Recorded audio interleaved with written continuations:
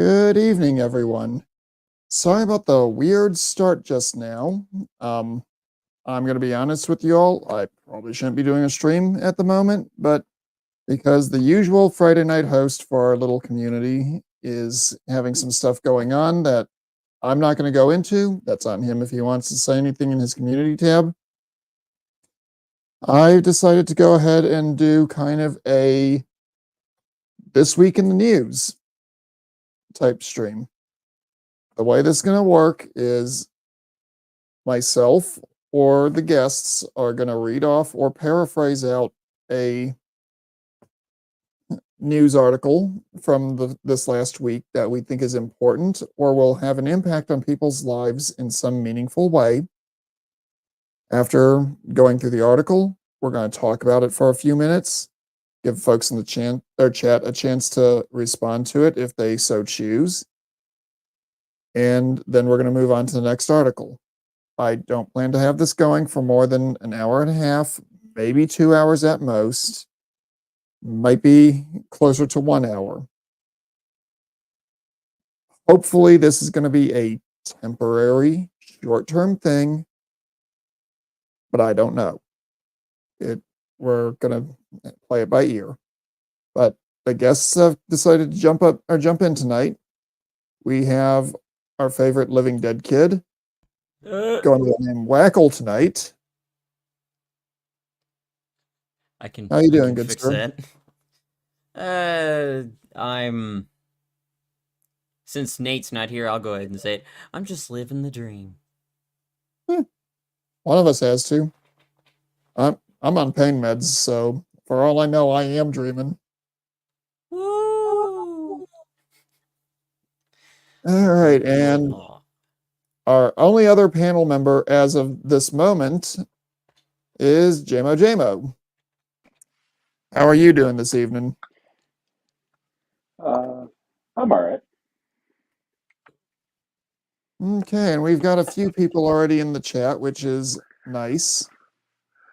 So, what do you guys say we go ahead and jump into the train wreck that is the news for this week? Sound good? All Sound right. disturbing? Word. Yeah, let's get disturbed. All right. Well, we all know yesterday there was a massive cell phone failure that impacted one of the major carriers, as well as pharmacies, emergency services, and a few other entities that I'm not going to go into a huge amount of detail on. Well, according to AT&T, the massive cell phone outage wasn't a cyber attack.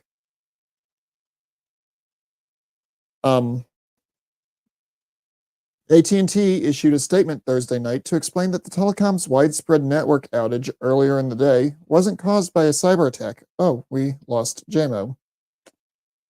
He might jump back in. AT&T issued a statement Thursday night to explain that the telecom's widespread network outage earlier in the day wasn't caused by a cyber attack. Countless conspiracy theories emerged online Wednesday as people naturally wondered why they'd lost service.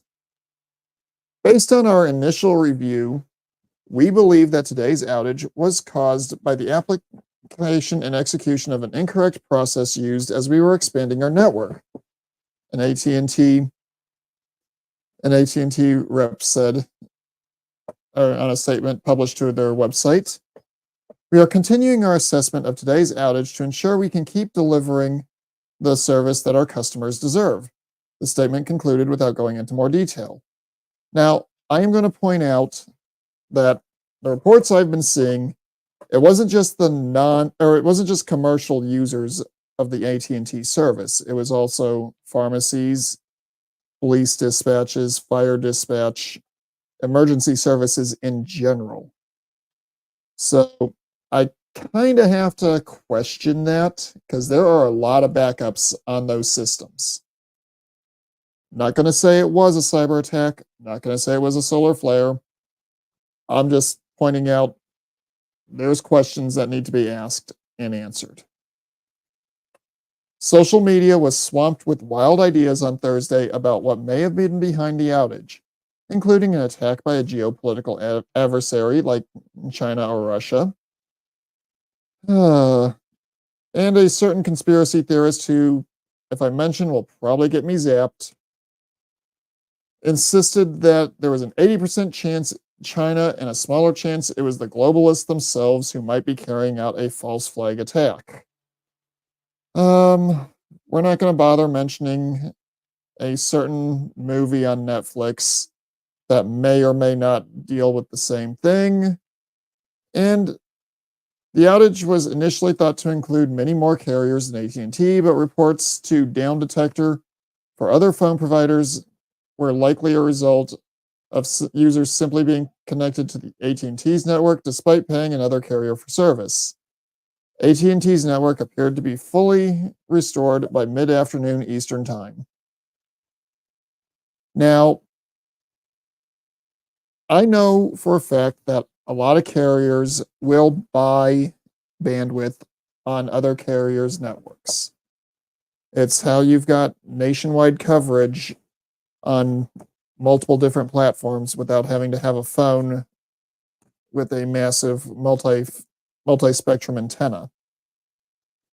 So the question I have to ask is, was it actually a bad line of code, which is what's kind of implied there?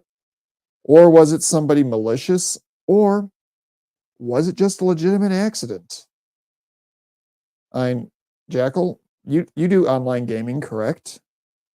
Sometimes, yeah.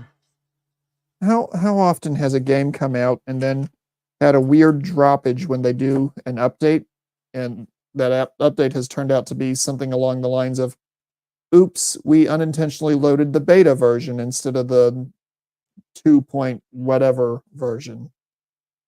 Not that often, really. But is it unheard of? No, I actually would say you'll see more instances of that in operating systems.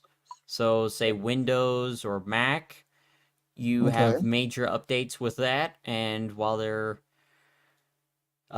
fiddling around with the code in there, somebody will forget, oh, this will actually conflict with this section of the code. So you're going to have a conflict, and then that's going to cause instability of the entire operating system. I'm not a software engineer, so don't quote me on this, but it is not unheard of that when you go and try to improve something in quotes, you're really just going to end up kind of reaching down and tampering with the foundation that's going to make the whole thing unstable. So basically, you could be trying to fix it and break it even more without realizing it. Oh, yeah. Especially when you get into stuff like human technology.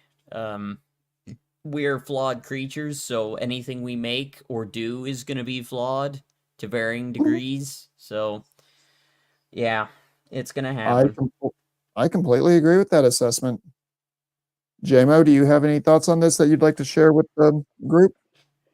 I mean, with how, just going off, I think some point that Jackal was making is that if it would have been a cyber attack, especially with how tense the world is right now, they'd have been quicker to point the blame at that than to say it was their own fault. I mean, in just my opinion, because if someone hacked me, that's just an easier excuse, it's an easier buyout. Granted, the repercussions are going to be a bit stronger because now they know your systems are easily manipulable. But for them to just basically immediately come out and say, "Hey, this was an R bad," I don't know a lot about coding, barely anything at all. But I know if you mess up a period somewhere, it throws the whole world off Oh, yeah, it does. from what you were trying to do. So, me personally, I think if it was a cyber attack, that would have been the first thing published, the first thing said. Phone calls would have started being made because it's such an easy cop out. But for them to take the full blame, it drives you away from the cyber attack perspective because you wouldn't make a statement that quick if you knew it was a cyber attack. because that would have been an instantaneous. AT&T's getting a hold of people, they're getting a hold of whoever did it, and it would have just become a whole long, drawn out process. Okay, well, here's what my initial thought was when I heard about that, because it started out at 3:30 in the morning, Mm-hmm. and apparently AT&T didn't actually say anything to anybody until closer to noon, when they allegedly got it up and running. My suspicion is because cell systems do utilize a little bit of satellite technology, and we have had a bit of angry stellar activity from our nearest BOB. I'm thinking we got part of a CME that dinged some of the satellites and messed with their system. And it just took them a little bit to get things rigged up on the backups. Right. Am I saying that's what it was? No. But if you look at all the available evidence, it fits just as well as anything else that they're saying. Yeah. It's just Right. unfortunately getting the truth out of anybody these days is an impossibility. So Well, and I'm actually glad you went there. After the last couple of years, how likely are any of us to trust what any organization is saying? yeah, Because, well, look at agencies that used to be trusted pretty much implicitly by just about everybody. Nowadays, there's not hardly anyone. And St. Louis Arch, that's partially accurate. The initial radiation burst would take about 8 minutes. It's the plasma burst that would take a couple of days to get here.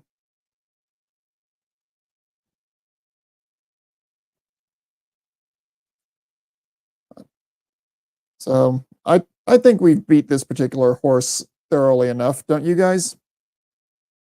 Yeah, there's a lot of outliers of information here, and like you said, you don't want to be going on for too long, so Okay, so it'd we're be gonna go ahead. best not to worry about it. We are gonna dump this. Jackal, you had picked a couple good ones. So Okay. go ahead and So, go ahead and flip a coin and pick the next item on our agenda for the evening. all right, here, let me go get a coin. Because I'm going to do this literally. All right, here we go. Uh, Well, before you start, but before you start, Jackal, I'm just gonna say this real quick. Jimmy yes. Bones, if you are watching, get in the Gilded. I dropped the link. Two of the stories I've got, you will definitely want to comment on. They will spin you up tighter than a cheap watch in a miser's wrist. that's fucking good. Sorry. Yikes. Alrighty, I'll go ahead and I'll scroll all the way over my 3 screens so I can get to the one.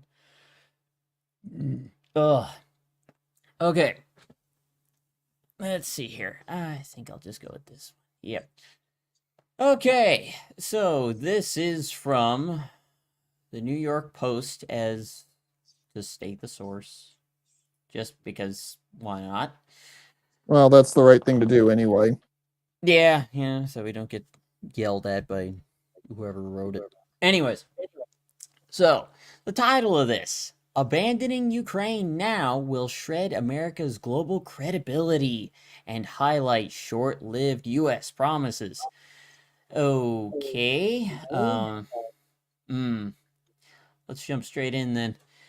Okay, so according to this, now this is a direct quote here, unless the House of Representatives surprises us upon its return to Washington next week with a vote on the supplemental bill providing military assistance to Ukraine, we may soon know the answer.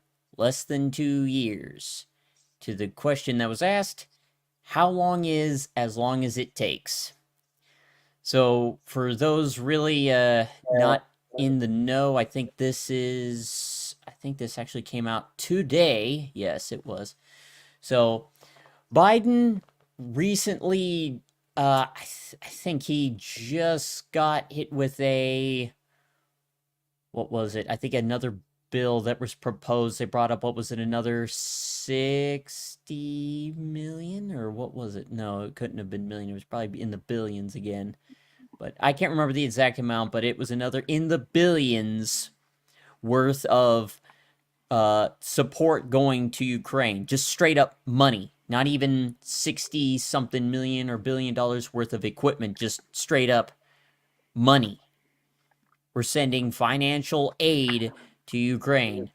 So specifically, President Biden has been rightly criticized for the turn of phrase, which he appears to have coined at the 2022 NATO summit in Madrid, at which he promised to support Ukraine as long as it takes.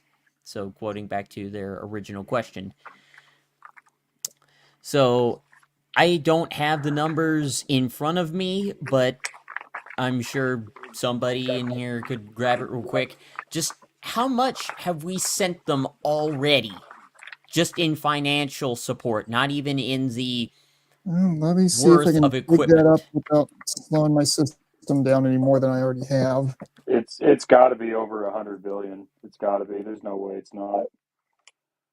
Well, considering the tanks that we've sent them Yep. F-16s, we've sent them numerous small arms, and I'm sure we've sent them Mhm. a metric crap ton of artillery shells. I know that we've been recently quoted to have been at critical minimum quantities of artillery shells, even for civil defense, even for the defense of our country. We are critically low on heavy munitions, specifically a lot of Well, 155 shells. I wouldn't buy that one.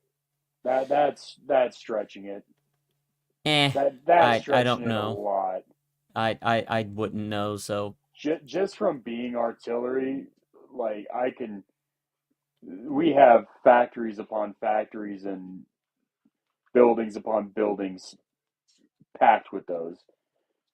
The biggest thing that I have against the whole Ukraine war and everything that's going on there is it was all started by the Ukrainian president just not shutting up. Okay, quick interruption. As of September 21st, it looks like it's been 113 billion so far. yep. So Gemma was right on And that that's one. just in actual dollars. That's not Yeah. in How much That's Equipment not or yeah, anything. equipment that's been anything sent over. else. Okay. Jesus, that's sad. So, yep. So, continuing on with the article here, the problem always was that such framing eschewed the question of what our end goal in Ukraine is, and of what strategy could get us there. Think what you will of Biden's fecklessness. America's real predicament is this. Biden's words were a promise to Ukraine and to the world. Remember that this is what they are writing, not what I think. It was a Hey, promise Jackal, made by the... Huh? you see what the crawl says tonight? The what? The banner at the bottom, at the very end of it, it says all opinions expressed are those of the panel and not our panel members and may not reflect the host or the channel stance on the topics at hand. Ah, yes, I I see get it it. now. Okay, well, now I see that. But, okay, so it was a promise made by the leader of the world's largest superpower. More like puppet, but we get the point. Okay, walking away from those words, for whatever reason, reflects poorly not only on Biden and on the Ukraine skeptical Republicans in the House, but on the United States as a whole. No kidding. Our reputation matters, and not just on aesthetic grounds. Excuse me. It is our word that enables us to build alliances, deter our adversaries, and get other countries to act in ways that don't harm our interests. And completely disregarding all of the contradictory actions of our country's interests carried out by numerous individuals within our government. Anyways, getting back to the article. So, Putin already feels emboldened as Ukrainians are rationing their ammunition. Russia is making small but steady advances into the Donbass region in neighboring Moldova. The Kremlin backed separatists in, I'm assuming, what is it? Transnistria, whatever that hell name is. It sounds like It's one of the sub-regions of Ukraine. Yep. Probably what, southwestern-ish I'm not an expert on Ukrainian geography. All right. Are on track to organize a sham independence referendum. I did not see this part yet. Okay, that could derail the country's pro-Western leadership and provide Russia with another foothold right on NATO's doorstep. Now, I just want to interject here. For those that didn't listen to the Tucker Carlson Putin interview, Putin actually, he really did illustrate a detailed description of what portions of Ukraine that used to be part of Russia, not the Soviet Union. No, further back than that, about 100 years, maybe 200 years before the Soviet Union was even founded, that Ukraine is in possession of now. And I mean portions of eastern Ukraine that they speak Russian, and the population is majority ethnic Russians. But Ukraine still has those regions still on their map as their territory. So it's not like it's being taken from them. It's more like it's being reestablished as Russian as it used to be.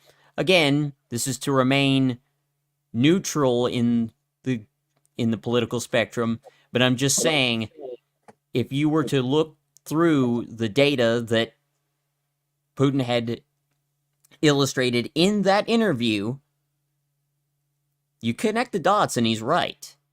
There are sections of Ukraine that are technically still Russia's, but that land has not been returned to, and there's a reason why a lot of those far eastern Ukrainian towns gave up so easily, or they flat out rebelled against Ukraine and became separatists, and they wanted to reunite with Russia. Yeah, let's try to make sure we keep it. Remember, we are on YouTube, so we can't quite go as far as we might want to on some of our commentary, Jackal. Yeah.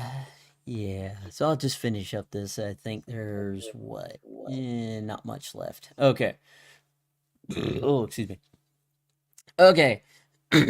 So, not only would Ukrainian defeat make NATO's job much more difficult, don't see why, pulling the plug on our assistance to Ukraine gives Russia a good reason to question our commitment to NATO's Article 5, thus increasing the likelihood of conflict over the Baltic countries. I don't see why, but continuing. It is already apparent from the behavior of some of our less reliable allies, think Hungary, busy deepening its diplomatic and economic ties with China and Iran. That's what they wrote, not me. That they see the writing on the wall and are readying up for a Europe without Uncle Sam. I personally think that would have been better anyways, because why do we care about other countries when we've got problems over here? It will not be a Europe that Americans like. Okay. Nor will it be of much assistance with our geopolitical competition with China. Whatever. But frankly, what lesson can one take from the short-lived nature of America's promises? Annualized, our assistance to Ukraine since February of 2022 cost us less than 5% of the Pentagon's budget. And was spent overwhelmingly on modernizing our capabilities. something that should have been done regardless. Wow, this is laced with a lot of weird stuff. Okay, if we can't It's sustain just such a political double talk, Jackal. You'll get yeah, used to reading it over time. hopefully soon, because this is really making my brain do somersaults. This is great. If we can't sustain such a limited burden, can we still do anything on the world stage? Yeah, by outshining everybody else as everybody else crumbles. That'd be hilarious. Anyways, specifically, just how much weight should Beijing assign to our currently existing strategic ambiguity over defending Taiwan? Will the United States really send its men and women in uniform to fight for an island on the other side of the world in a kinetic war against a nuclear-armed adversary? Really? Many others are reading these signals in the same way. Well, considering that that tiny island technically houses the real leaders of China, since that's where Kai-shek was exiled to, essentially. Again, YouTube. Hmm. Well, YouTube is, you know what kind of hoe. I know. Yep. I I'm know, actually but they have trying to keep it. they have the bad habit of considering anything right of Mao to be bad. Does that mean that Sean's cat is fine since, you know, it doesn't say meow, it says Mao instead? Let's ask Sean next time he decides to join the panel. At least Evie doesn't do that. Otherwise, I'd be looking at you Let's funny. move on. Yeah. Okay. It's no coincidence that the Iran-sponsored rebels in Yemen felt emboldened to disrupt global shipping lanes late last year, nor were they wrong in their assessment. Their piracy has not been met with overwhelming force from the West, nor have their actions backfired on Tehran. I hope I'm pronouncing that correctly. Okay. You're pronouncing it correctly. Okay, making sure, because there were a couple of, I'm assuming they were Cyrillic names in here. I skipped right over them because I don't even want to try. Because I know we would get Jackal, several. have you seen the third Transformers movie? Probably not. There's a line in that movie that sums up the Cyrillic alphabet quite well. This computer is written in Russian. It's a Cyrillic alphabet. It's like all the numbers on the. It's like all the keys on your calculator that you never use. Yeah, except for most of those are Latin, not Cyrillic. But I think you know where that joke is attempting to go. Yeah, it's like, yeah, this is alien language. I can't understand anything on here. Anyways, America's fatigue, in quotes, over Ukraine is not an isolated occurrence. First, there was President Barack Obama's infamous red line in Syria, then the catastrophic withdrawal from Afghanistan overseen by the current administration of Stankery. Just weeks before the shameful evacuation of U.S. forces, Secretary of State Anthony Blinken sought to reassure the Afghans, notwithstanding the impending Islamist takeover, he said, America had a full diplomatic, economic, and assistance toolkit to support the peaceful, stable future in the country. It would have been comical if it hadn't been so profoundly sad. Yes, very much so, of us wasting so much. Okay, on the second anniversary of Russia's full-scale invasion of Ukraine, what is at stake is nothing less than the future of Pax Americana. Right. If we leave Ukraine to fend for itself, why would anyone ever trust a word that comes out of the mouth of any U.S. leader? Why would we believe them anyways? That's the end of the article. I'm closing that tab now. Okay, I'm going to point out a couple of historical facts. And I want people to go ahead and challenge me on this. You can go and look it up, even on the borderline unusable Wikipedia. The United States has never fully followed our treaties. After we won independence from Great Britain, we promised France that we would help them out. France got into a war with Britain shortly thereafter. And President Washington essentially said, it's not our fault. It's not our problem. Please don't ask us again. Not in those exact words, but essentially that's what he said. Then we can take a look at the Native American tribes. How many times did we keep encroaching on their land, even after we signed treaties saying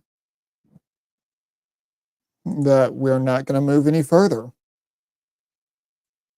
As much as I hate to say it, the United States, we really don't have a leg to stand on when it comes to saying we signed treaties about something. And it took me a long time to be able to accept that. So, yeah.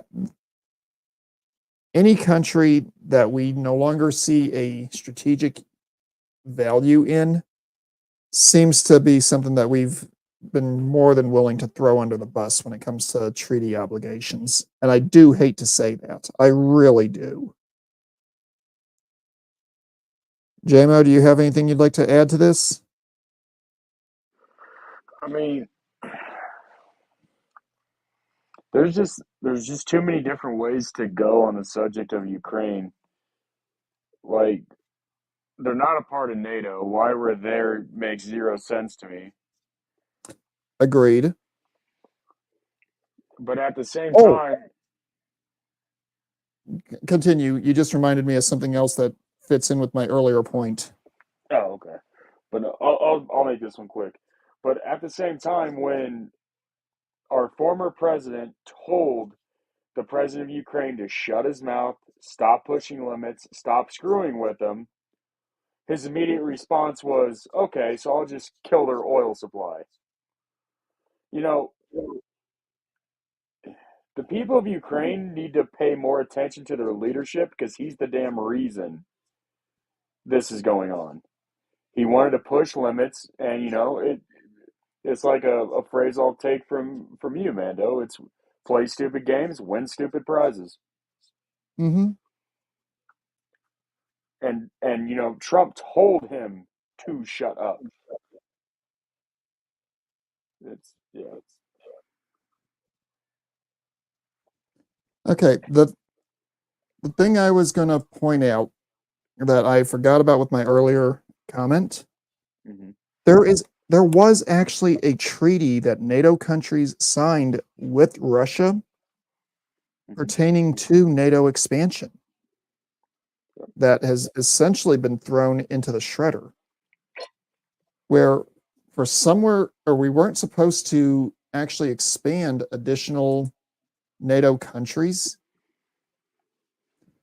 on or I don't remember for exactly how long it was, but we weren't supposed to move NATO any closer to Moscow than what the old Soviet Union and Warsaw Pact countries were. There's a group of independent nations that was set up in that area that was supposed to be an independent economic pact thing. I don't remember the exact name. And we've essentially been using that particular treaty as toilet paper for the last like 20 something years. So, on one hand, I can see where Putin is coming from, where he thinks he was backed into a corner and had to engage. On the other hand, and JMO, you might agree with this, having been in the service, I don't want to see people getting shot Right. over something unless it's actually a legit reason to have it happen. Yeah. And Go ahead. Sorry. well, my outlook on this, and some vets agree, some vets don't. You don't start a war unless it's something that's worth actually dying for. Yeah. Oh, you insulted my honor.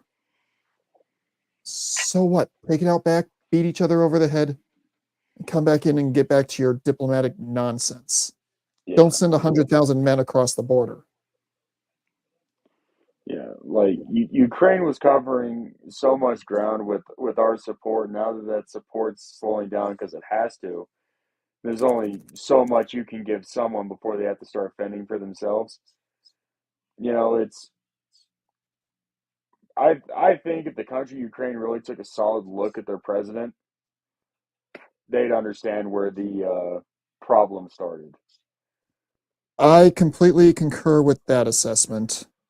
There's been a lot of reports of equipment that we've sent over there showing up on the black market. Yeah. So How much of even that, they're not playing the game right. yeah, so now how much of that is actually from Ukraine and how much of that is from the botched pullout of Afghanistan? I don't know. I can't speak to that. I don't have access to those numbers, nor do I want access to those numbers because that's information I Right. just don't want in my brain pan. I don't know. It's an ugly situation no matter how you look at it. Yeah. So, Jackal, you got any more on this particular topic, or do you think it's ready to be put in the ground? Yeah, let's put it in the ground and put a boulder on top of it. Alrighty then. Okay, guys. Since Jimmy isn't here, I'm going to ask you this question before I go into these next two articles, because they are doozies. How Hmm. strongly do you guys feel about the Second Amendment? I really like I it. really like it. Yeah. Okay. This will probably spin you guys up. Before I read these articles, I'm going to put this on the table up front. I I'm completely in support of the Second Amendment.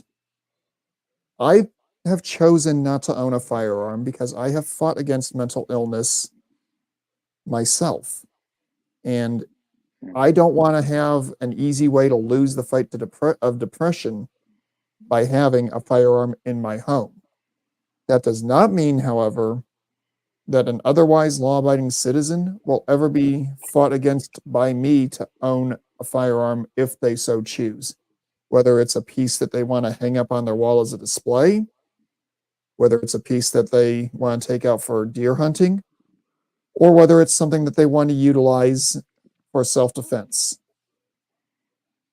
As long as you're using it in accordance with the law, I don't care. Now that that has been put out, we're going to go ahead and jump into these two articles. And these are doozies. First one from St. Louis Today. Headline: It's not about the gun, Parsons says, as stricter laws are sought after Kansas City shooting. Jefferson City, Missouri. The Super Bowl parade shooting in Kansas City last week led to familiar refrains from Republican and Democrat state lawmakers who respectively have demanded nearly unfettered gun access and stricter gun laws. But as Kansas City prepares to host several World Cup matches in 2026, Missouri's lax gun laws and its prohibition on local governments enacting stricter gun regulations will continue to garner national attention. Okay. I'm a Missouri resident. Missouri adopted constitutional carry a couple of years back. Not going to go any further. Governor Mike Parsons, speaking to reporters Thursday, said he thinks Kansas City is one of the safest cities in the United States in comparison to some other World Cup host cities and major hubs like Chicago, New York, and Washington. Jackal, can you do me a favor and look up what the gun crime rate in Kansas City was for the last 2 years? Let me see. Just while I I'm got finishing this article out. a sketch tablet in front of me, but yeah, I can do it. After incidents like the parade shooting, it's the same story, he said. Everyone's got to file a piece of legislation because this happened. Parson said, it's not about the gun, but it's rather a question of looking at other factors like an individual's home, societal problems, or the criminal justice system. I completely agree with that. In the week since the parade tragedy, many Republican state legislators defended an individual's constitutional right to bear arms, while Democrats called for a reconsideration of the state's permissive gun laws. 40 Democratic state lawmakers this week, in what amounts to a symbolic show of resistance, filed identical resolutions seeking to restore the ability of local governments to enact their own gun rules. Cities like St. Louis and Kansas City are prohibited from enacting local gun regulations by state law. That's because they don't want those two cities turning into a situation like New York City compared to New York State. These resolutions would amend the Constitution to give municipalities and counties the ability to enact and enforce gun laws that best serve the needs of their local communities, according to an announcement of the Local Empowerment on Firearms Act from House Minority Leader Crystal Quaid, a Springfield Democrat who's running for governor. I need to write that name down so I know who not to vote for. Mando. Yeah. 352 homicides in the last 2 years. Well, that was Okay. 2022 and 2023. Okay. Now, does your source also have the state average as well? Yeah. So I'm just trying to figure out how bad KC is in relation to the rest of the state. oh, that's easy. Yeah. I'm going to go ahead and continue on with this while you're Okay. digging that up. Republican House Majority Leader John Patterson, Republican Lee Summit, announced his chamber would not take up proposals to allow guns on public transportation or to eliminate sales tax on firearms. But this week, he defended his caucus's stance on gun rights. The thing that really struck me was that we offered the Kansas City mayor thoughts and prayers, Patterson told reporters on Monday. And then how could we take up a bill that specifically said that Kansas City, what? Oh, good grief. Then how could we take up a bill that he specifically has said that Kansas City does not want? I just thought that it would be very disrespectful to do that, Patterson said. Patterson said lawmakers should be willing to look at gun, crime, and mental health policy and have serious discussions. But he said, oh, good Lord, this thing just jumped on me. But he said House Republicans are pretty adamant that we stand for law-abiding citizens' Second Amendment rights. Parson in 2021 signed a law that prohibits local law enforcement from enforcing federal gun regulations and allows individuals to sue police departments for violations. That law, Missouri's so-called Second Amendment Preservation Act, is not currently in effect due to a U.S. Supreme Court ruling last fall. However, a legal challenge is still working through federal courts, and the law could again come before the Supreme Court. On Thursday, Senator Greg Razor, a Kansas City Democrat, introduced legislation that he said was a direct response to last week's events in Kansas City. The measures would prohibit minors from having guns on public property and require criminal background checks for gun purchases. A lot of people in my district are wondering, what in the world do we do now? How do we react? How do we make a change? Razor said. At some point, we have to act. I am tired of juveniles having semi-automatic weapons, he said. Surely we can all agree that is unacceptable. Surely we can all agree that good guys with guns are perfectly fine. But when you go and sell to somebody without a background check, you don't really know if you're selling to a good guy or a bad guy.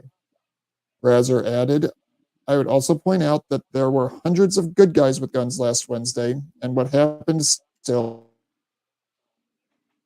happened. Now, I'm going to be blunt. I haven't looked into a huge amount of detail in this particular situation because, quite frankly, I am not from Kansas City, and I don't really Mm-hmm. care one way or the other if it, or what the overall source was. What I care about were people killed and were the perps was the perp or perpetrators taken into custody to stand trial. If people were killed and the perps were taken into custody, leave it to the police, leave it to the justice system. Right. If Now, I no just one want to was say killed, that looking. Oh, go ahead. Finish. yeah, if no one was killed and the perps were taken into custody, same deal. Basically, let the police do their job and find out what the facts on the ground were, and let the justice system do its job in making sure that people are held accountable. In my eyes, until those two things have been done, any new laws being considered shouldn't be looked at yet because you don't know where the breakdown occurred until you hold people accountable. Right. Michael, what were you about to say? I was about to say, based on the Kansas City Police Department's reports, about 69% of all the gun deaths in Kansas City are by suicide. So it's not even the highest cause of gun death is by another person. It's yourself. Whether it's unintentional or it's intentional suicide, then yeah, it's actually higher than somebody trying to kill somebody else with a gun. MM43. I'm going to be honest with you. There are some parts of Kansas City that I drove through for battle assembly that I honestly felt like I needed to be in full battle rattle. Not necessarily because I thought everyone was armed, but because they reminded me of downtown Baghdad. Yeah. Ugh. So I mean, like the horrible part, whenever you look up Kansas City crime rate, it's always going to give you Kansas City, Missouri, since it borders Mm-hmm. on the line.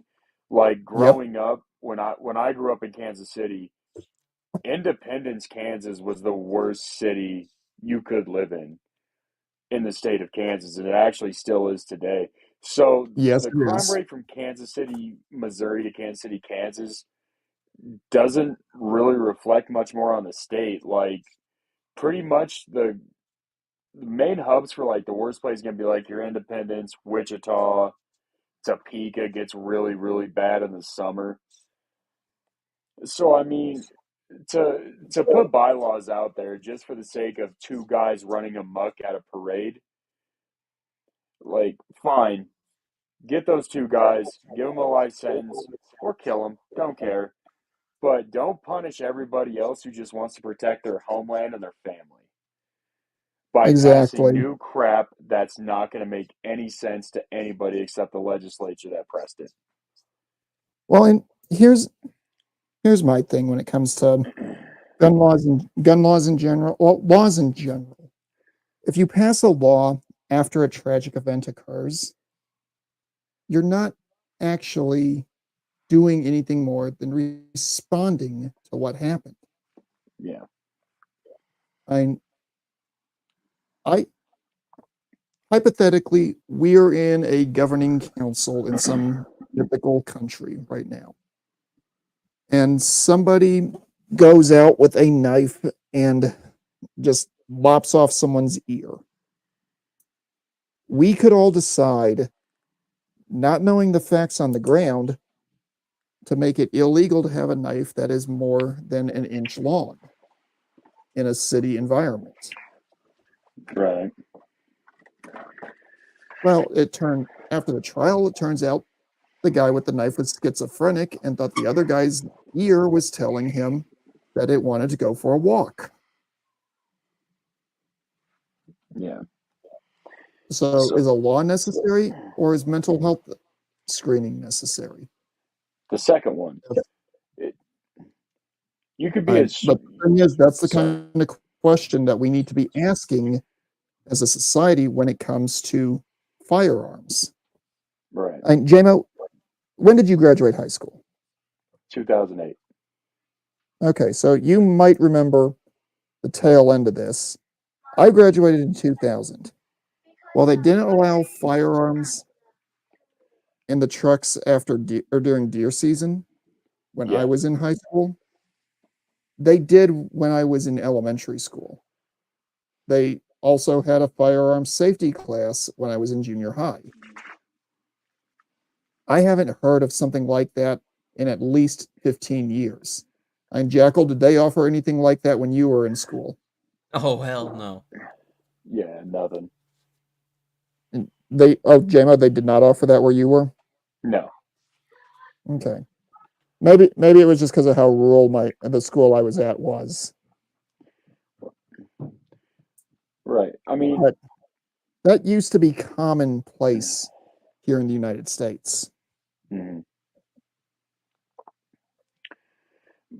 I mean, mental health screening is probably the best way because unfortunately, Mando, you were in the service, I was in the service, and a lot of people who follow these channels or, the things that Rhino set up were prior service. And unfortunately, no one knows what's going through someone's mind when they're purchasing a weapon or upgrading a Exactly. weapon.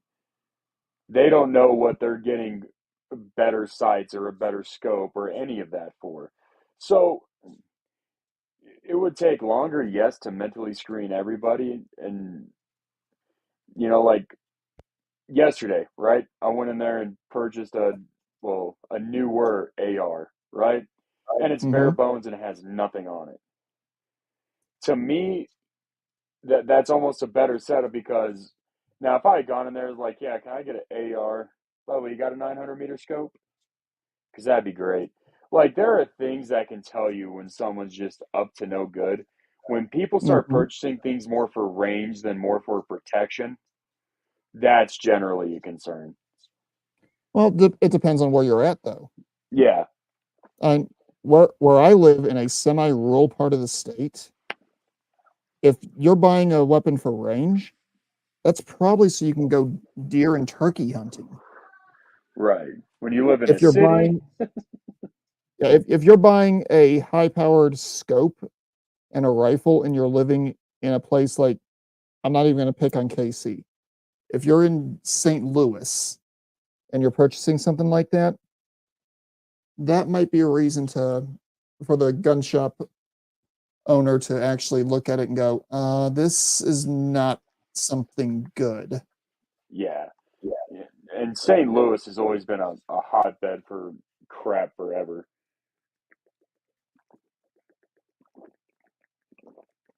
And well, I just use that as a Yeah, as example. a reference, yeah. Yeah. But No matter where you live, there's gonna be incidents, there's gonna be crime. Nowhere in this world is it rated at zero. That's just never yeah, going to happen. Someone will eventually ruin your day. exactly. And how how many times, and this is not just a question directed at you, JMO. It's a question being directed at everyone in the chat, everyone in the audience. How many times have you just been driving along, going to or from work? Or actually, no, let's just say this. You're coming home from work. Okay. You've had a long day, you've had a rough day, you're sore, you're tired, you're just ready to get home and do whatever. And it seems like every red light on your way home or every light on your way home is turning red, stopping you. And every person in front of you has forgotten how to use their gas pedal and blinkers. Hmm. It's very easy for, let's say on your way home, you're stopping by a local sporting goods store to pick up a Right. package that you had ordered weeks ago. You could be going in there, just be totally beat down, exhausted, and pissed off. And the gun owner or the store owner would see that and go, yeah, I can't let you have this right now because I'm afraid you'll do something. Hmm. In my eyes, that would be a legit concern in the eyes of the Right. person who's having that said to them. They might lose their shit. Or they might look in the mirror and realize, yeah, I look like I'm about to go off on somebody. It's a good idea for him not to give me this long range hole puncher. Right. Well, you know, So, you guys remember when that New Life church shooting happened here in Colorado? yeah. Mm-hmm. I was in the same room as that guy. It's just, and I had gone to several services with the guy before that, and you would have never thought anything of it. He was just being him that day.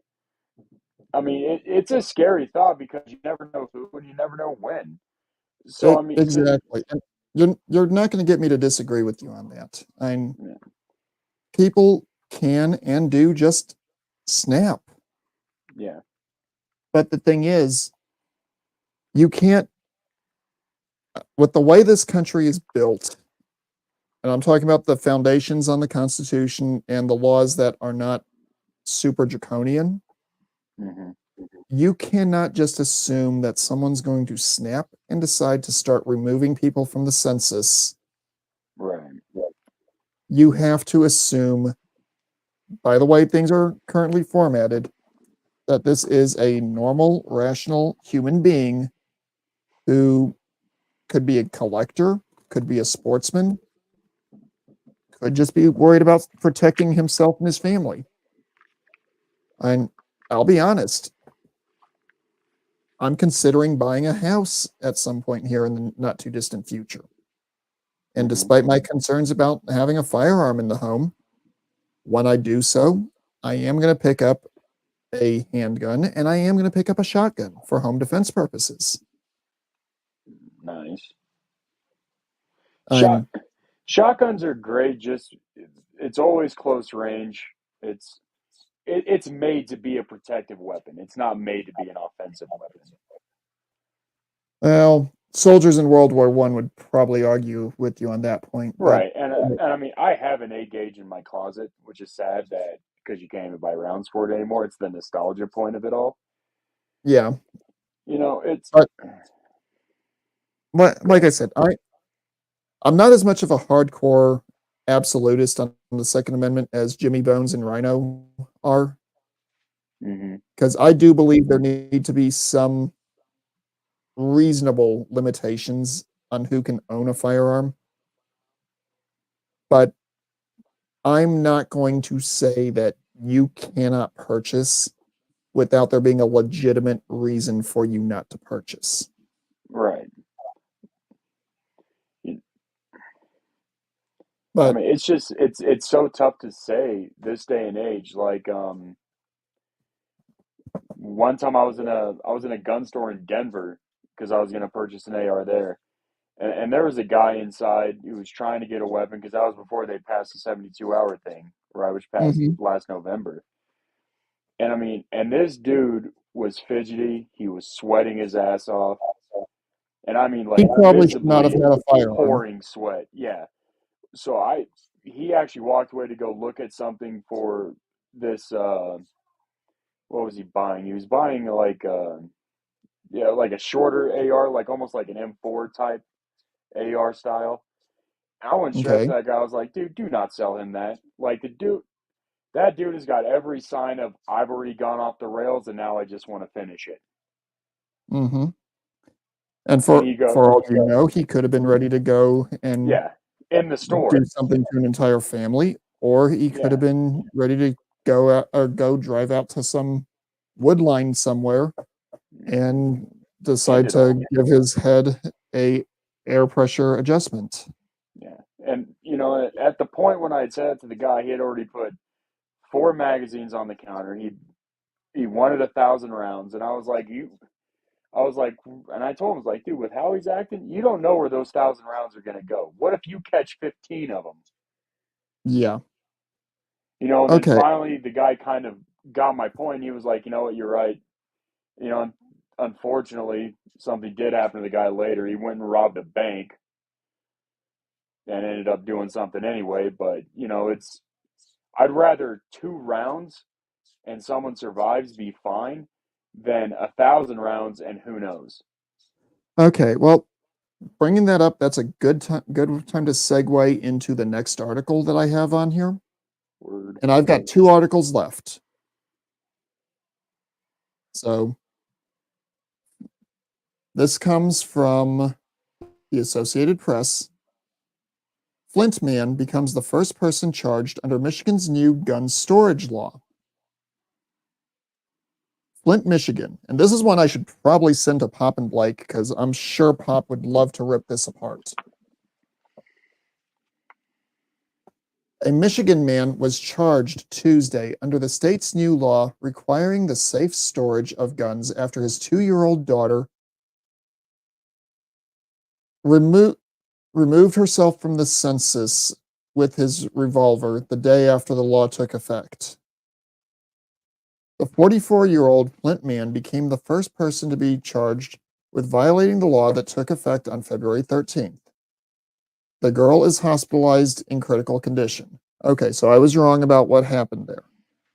But Right. this law went into effect 1 week ago today. God, they just directly contradicted themselves. Layton said at a news conference announcing charges against the man. This incident occurred the very next day. The man faces charges including first-degree abuse, a felony violation of Michigan's gun storage law, being a felon in possession of a firearm and ammunition, and lying to a police officer in a violent crime investigation. Flint police learned of the shooting after the man took the girl to the hospital. They found 2 firearms in the bedroom of the man's home, a revolver and a semi-automatic pistol. Both were unsecured and loaded. They found no gun locks or safes in the bedroom. Okay, this article does not go into further detail about the law. Okay. I want to say this particular gun law isn't actually about guns themselves. It's about Storage. it's about how you're supposed to store them. Yeah, let me Right. see. And I did not save the other article about that I found. Dad, gummit, I'm an idiot. Well, just speaking on that topic really quick, I think when your kids are little, it's better to have guns in a higher place or in a lockbox. You know, I had the same conversation with my kids my dad had with me, and it was very simple. You see this? Yes, it can hurt you. It can cause death. You will never touch it. You will never look at it. Simple as that. And I keep a guard lock on it. Right, it goes up through the cylinder. You can like the ones we used to get in the military. Remember when you had to lock your rifle away?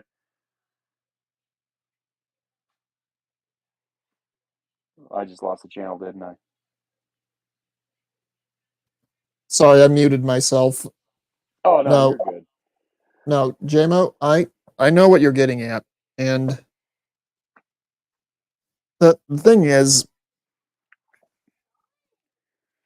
if you, to some extent, I believe if you are going to purchase a firearm, you need to go through the same kind of vetting process that they have people go through to adopt a child, Yeah. where you go, let's say you go into a gun store, or, okay, I'm going to use myself as an example. I go into a gun store here in Southwest Missouri. Hmm.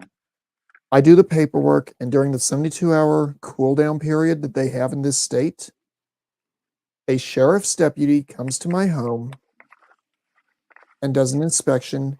Where are you going to store this firearm? What's your locking mechanism going to be? What kind of safe are you going to put it in? Where are you going to put the ammunition so that way it's not in a hazardous location in case of young children? All the check boxes to be a responsible firearm owner. You meet all the Hmm. criteria. Sheriff's deputy gets on with his dispatch.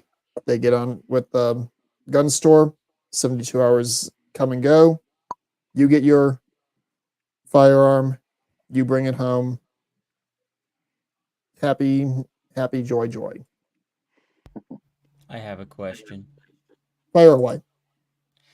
What if you get discouraged or just aggravated by this policy, and you tell the officer while he's in the middle of contacting his dispatch that you no longer wish to purchase a firearm? What do they do then? Honestly, Jackal, at that point, I don't really know. Again, Though, the whole issue with gun control, I can see both sides of the equation here of wanting to tighten up the control mechanisms so people who are going to do bad things don't have access to them. But at the same time, how can you tell who's actually going to do a bad thing? right. Jekyll, when you were in school, how many times did you have a bad day and you said something that you did not mean in the long run? Maybe once or twice. Okay. If you're an adult and that happens, should that stop you from ever being able to buy a long range hole puncher if you decide you want to go out and do some target shooting? Does everybody have a bad day in their life? You see where I'm going. Yeah, everybody has a bad day. Because Mm-hmm. nobody on this earth is ever promised a good day. Nobody's entitled to having a good day. Yeah, you see Nobody. where I'm going with that. Yeah, you This is don't, why I just can't because you say, had one bad day, it doesn't mean that you're gonna turn around and become the next Columbine shooter. Come on now. well, and this is why I have a hard time saying that I'm a Second Amendment absolutist the same way Jimmy and Rhino are. I can see both sides of the equation on this, and I'm more of the let's let some common sense take over here. And if somebody has certain red flags that they haven't resolved, yeah, maybe restrict them. If they've broken major federal laws, maybe restrict them. If they're not in this country legally, definitely restrict them. But I don't know. I'm in a weird place where that's involved, and I know Rhino and Jimmy would both be pushing back hard on that, and I can understand why. But I think we've beat this well and truly to death. Do you guys agree? Yep. Yeah, let's get out of here. Okay, I have got one article left. This one is a weird one. We can save it for a later date when other folks are on the line, or we can go ahead and hit it. I will leave it to you guys to decide. We've been on for a little over an hour. We can call it now, and you guys can go about the rest of your evening, or we can go ahead and do this and maybe get spun up, maybe have a good conversation. I feel like disappearing and going away. Okay, JMO, do you concur? I mean, I'm leaving it up to you two. If you think it's a conversation that's better suited for more than three people, Yeah, I'm gonna go ahead and save this one for if we do this again next week. okay. Um, so everyone who is still in the audience knows this is I'm gonna do this as a temporary kind of series until Rhino decides he wants to take his Friday night slot back. He's got some stuff going on. I'm not going to go into details on what it is. It's his place to say if he so chooses. But I know everyone's gotten used to someone in our community streaming on Friday evenings for at least a little while. So the weekly Trainwreck will be something I bring on with news articles that I think are going to have an impact on people's lives moving forward, either due to new laws, crazy stuff going on in the world. One of the options I had on here was a Boeing that lost part of its wing in flight. Had Tommy decided to join in, that would definitely have been on here because that would have been right up his alley. Right. But this is something that will occur. How long it will occur, I don't know. On that note, Jackal, you were the first one brought on, so you get the first round of final thoughts here. I don't have anything. I'm just gonna disappear. All right. Well, I'm going to drop you off. You can exit if you. Okay, he's already exited. Douche. All right. Sorry. Do you have any final thoughts that you would like to hit the group with? It's already being a crazy year. Don't go out there and make it any crazier. I Do the can right agree with that. thing and just keep living. It's about the best all of us can do right now. Okay, I'm going to drop you to the backstage. You can hang out if you'd like, or you can duck out. I don't generally do long after parties, so No, if you're we good. stay on, it's basically going to just be an AAR. Okay. So I'm dropping you off. All right. I'm not going to do a full-on pop style safety brief. That'd be stepping on his toes, and he does it a heck of a lot better than I can. So I'm just going to say this. If you guys are going to go out and do something, make sure you do your own personal risk assessment about it. Don't play with poisonous animals.